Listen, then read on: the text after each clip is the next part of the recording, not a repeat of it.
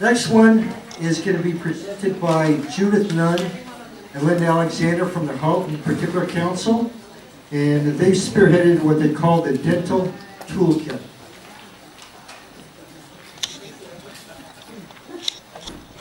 Hello, my name is Judith Nunn and this is Linda Alexander, and we're from the Halton Particular Council, and we'd like to share the work that we've been doing with dental assistants in Halton.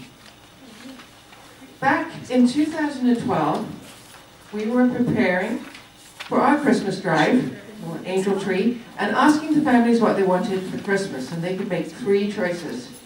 One of the moms we served wrote down one thing for her choice of Christmas gift.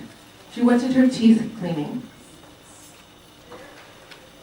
Up until that point, we were ignorant of the depths of dental suffering, and we have since learned that when you're living in poverty, you have unmet dental needs.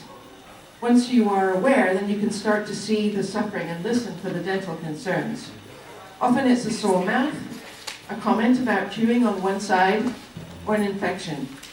Dental neglect due to financial restraints has significant consequences and even a greater impact on children as they grow up. And we've seen this time and time again. A mom who is anxious about the dentist because of delaying her visits is much less likely to take her children. Before we can start to help the families, we need to become aware ourselves. And so it's important for us as St. Vincent de Paul volunteers to become informed about what's available to the families. So we can meet with the regional team and we can explain to them who we are and what we do. We can explain that we have contact with the poor, and we can ask them what's available so that we're informed. There are 3 age groups, so there's the kids, the adults, and the seniors. And there's 3 categories of support, and that's kind of to do with their income, which could be Ontario Works, which has a certain level of dental care. Ontario Disability Support has a greater level of dental assistance, and then there is often a low-income discretionary assistance, and that depends on a few different factors in individual cases. We have time to seek the information that will help the families, and we have the patience to research and speak to the right people, and we can share what we found out with others who are also doing home visits. If we know what's available for free for the families, then we can help connect them. If we know what's not covered, then we know to what level the families are stuck financially, and then we can ask, is St. Vincent de Paul willing and able to help out?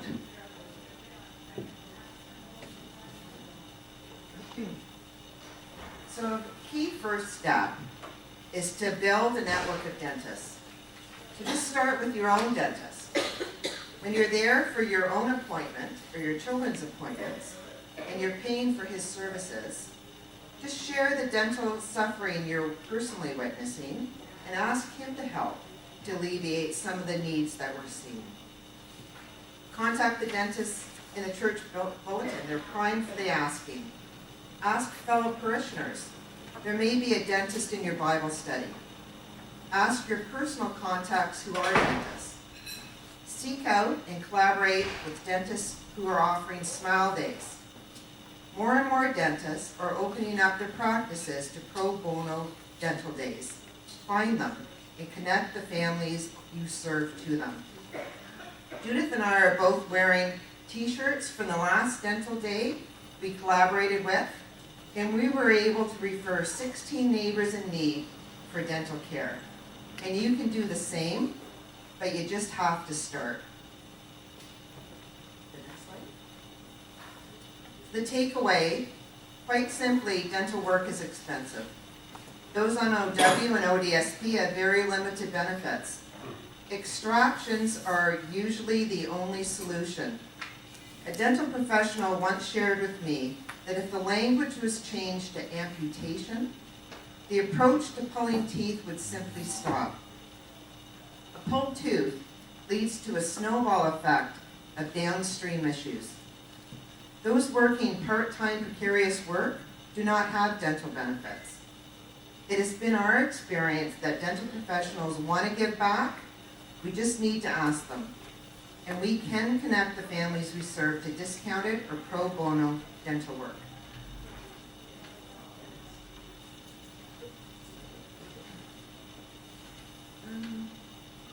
So we have to, yeah. So the first step, we have to actually speak to the families, understand their needs, ensure they're aware of and gaining access to the dental benefits that they're eligible for. Start with the children. Are they attached to Healthy Smiles Ontario? Are they regularly seeing a dentist? We're on a mission to ensure that every child gets access to Healthy Smiles Ontario benefits so they get their best chance at dental health into their adulthood. If they get the treatment available to them before they turn 18, their benefits run out at that point. What a shame to be on a home visit and to hear about a 19-year-old that's faced with a $10,000 dental estimate that's hopelessly out of financial reach for them. Or an 18-year-old who desperately needs to have his wisdom teeth removed. It's just an unfortunate lost opportunity. We can be the link from awareness to access and make sure no child misses his dental benefit window. So find out what the barriers are to the mums getting their children free dental care and just help to remove the barriers. The next step is to help the adults access teeth cleaning. Many have not had this basic treatment in many, many years. So the takeaway, every child deserves to receive the dental care to which they're entitled. Dental neglect in childhood would lead to later costly and painful dental suffering. A family struggling in poverty will have to prioritize food, rent, and bills before being able to seek dental care. And we can and need to be the link from awareness to access. Dental assistance has such a broad scope that we've divided the project into 3 main areas. Now, as we see the families that we serve every month, because they come in to a fresh food distribution day, we're able to address all of these, or any one of them, depending on the family. But if you're seeing your families at home visits, then you could choose just one of the pillars to start with.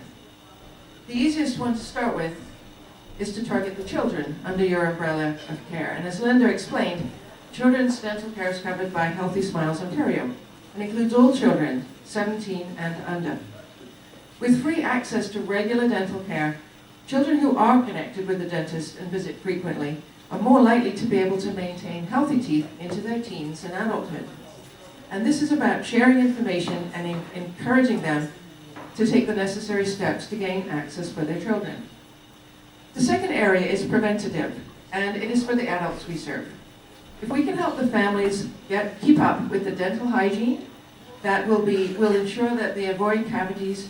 We will be helping them avoid unnecessary expenditure and unnecessary dental appointment time. The pillar of assistance for adults who have urgent dental issues is the third pillar. We've seen many different problems arising from dental neglect, and we have been able to help in many cases. In some cases, St. Vincent de Paul has used funds to help pay for dental treatments so that the suffering is alleviated. Any one of you who have had children with root canals or who have had a root canal yourself know about the pain involved and the desire to get the problem fixed as soon as possible. We're now aware from the recent budget on Thursday that there may be some free dental care for seniors coming forward, so we're going to keep an eye on this as we learn more about it. We at St. Vincent de Paul are really well placed to get involved with this area of assistance because we're called to help in all possible ways. All of our families have dental neglect that they can't afford to deal with. We know what pain's like, and we can help. We just have to make a decision, gather some fellow Vincentians, and create a plan. Once you dive into dental, you'll learn a lot about what's available. Linda has mentioned the Smiles days for teeth cleaning. And we are sure that there are more Smiles days that will start to become more prevalent in everyone's areas as awareness builds. We know that children in poverty have the same needs in regard to orthodontic treatment as our children do. This type of help is completely out of their reach. But thankfully, we can connect with orthodontic professionals, and we've done so with 2 in our area who have agreed to provide pro bono help.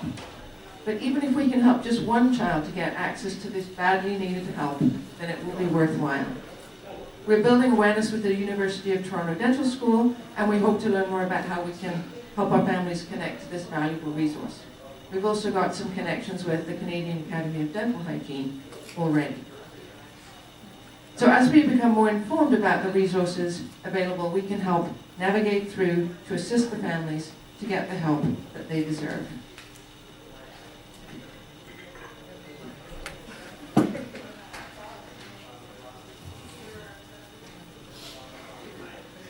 So dental assistance is costly but essential. Health, self-esteem, and lifestyle are all enhanced by addressing dental suffering.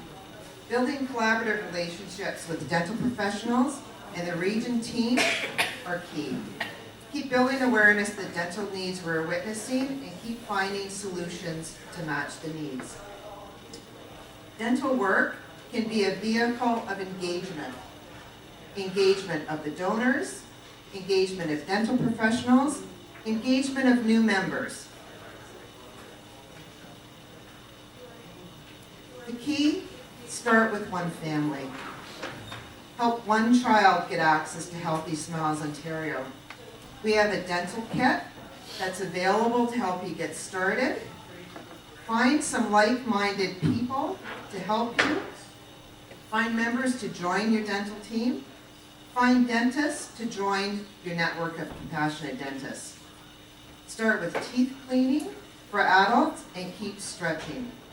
And just keep removing the barriers to assistance. Alleviating dental suffering falls under our mission and values to seek and find the forgotten, the suffering, or the deprived. And the message continues to be just to start.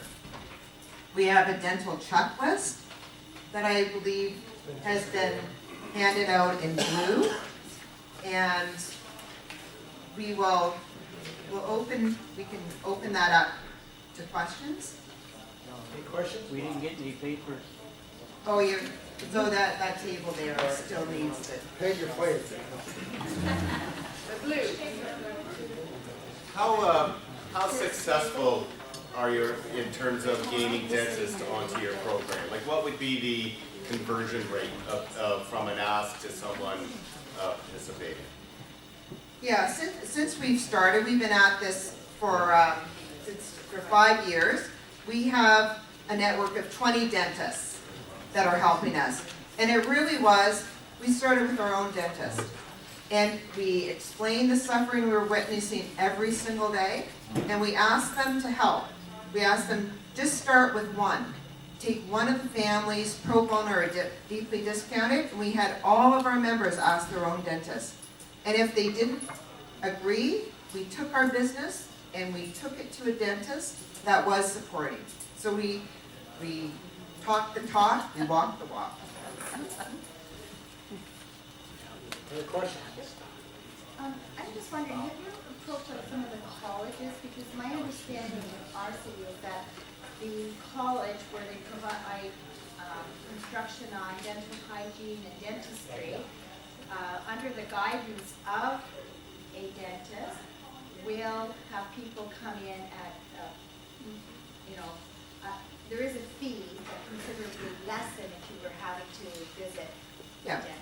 And the question is, have we approached the dental schools? And certainly we said in the presentation, University of Toronto and the Canadian Hygiene, but it's about, there's different resources in every community. So it's up to the volunteers or that dental team to seek what's available and refer. Many families have high anxiety of the dentist. They've had dental trauma.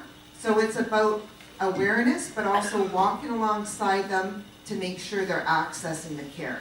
So that's the part that's very important. And as you build a relationship with your families and you realize they're in need, then you can continue to encourage and get them to.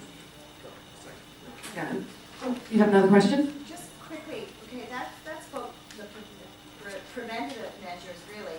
But we often find that the people that are coming to us are beyond this. They're now requiring the denture.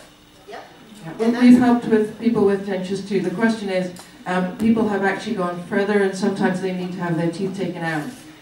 We're working, at the conferences they're working on dental in Halton have connected with denturists, and there's one in Hamilton, there's one in Oakville. And yes, so we have provided support for denturists, and some have done pro bono, but some have done discounted work. And you'd be surprised how many people have come back to us so happy that we've helped them with their teeth, either their teeth cleaning, or they now can smile. I think in St. Rapes in Burlington, they said how amazing it was that they were able to help somebody with dentures and that person could smile again. And we're out of time here, but we do have a toolkit. If you want to know more, come and see us. We can take your name and your email and we'll follow up after